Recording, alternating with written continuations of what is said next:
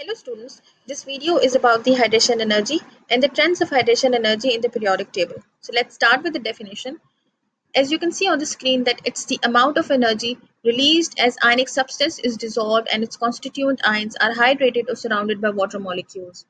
So students, whenever an ionic substance it gets dissolved in water, it's dissociated into its respective ions, and when these ions they are surrounded by water molecules, some amount of energy is released, and this is known as hydration energy, or the heat absorbed or evolved when 1 mole of gaseous ions dissolved in water to give an infinitely dilute solution.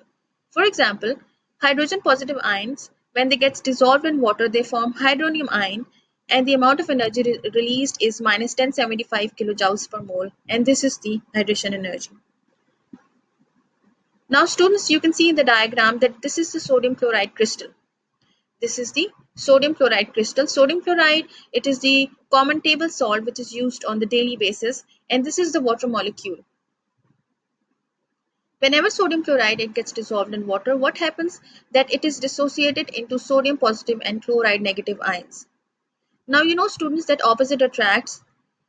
The water molecule, they are oriented in such a way that the oxygen side, which is the negative side of water, it is oriented towards the sodium positive ion, and the hydrogen side, which is the positive side of water, it is oriented towards the chloride ion. So in this way, the ions, they get hydrated or surrounded by water molecules, and in the process some amount of energy is released. This energy is known as hydration energy. Now let's see some periodic trends. First of all, students, you should know that hydration energy, it highly depends upon charge density. It highly depends upon charge density, that is charge to size ratio. In a group, the charge density decreases. Greater the charge density, higher will be the hydration energy, and vice versa. But in a group, the charge density decreases. So due to this, the hydration energy decreases. As I have been repeatedly telling you in my videos, that from top to bottom in a group, the atomic size increases. Why? Because the number of shells increases. So from top to bottom, the atomic size increases. As the atomic size increases, so in a group, the charge density or the charge to size ratio decreases. So due to this, the hydration energy decreases. As you can see in the alkali group, the first group of the periodic table, the trend is in the descending order. The hydration energy trend, it decreases. So lithium positive ion, it has minus 499 kilojoules per mole. Sodium positive ion, it has minus 390, and potassium positive ion, it has minus 305 kilojoules per mole. So you can see the trend that it is in the descending order.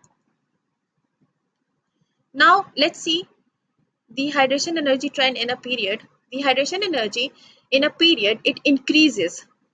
The hydration energy, it increases. Why? Because as we move along the period or from left to right, the atomic size decreases. As a result, the charge density ratio increases.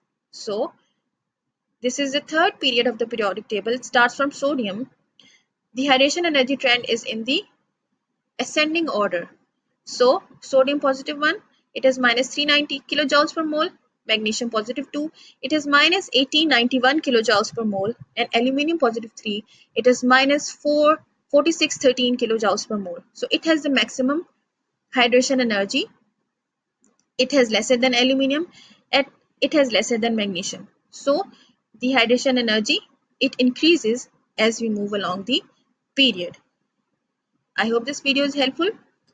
If you like this video, please like, share, comment, and subscribe. Thanks for watching. Wish you all the best.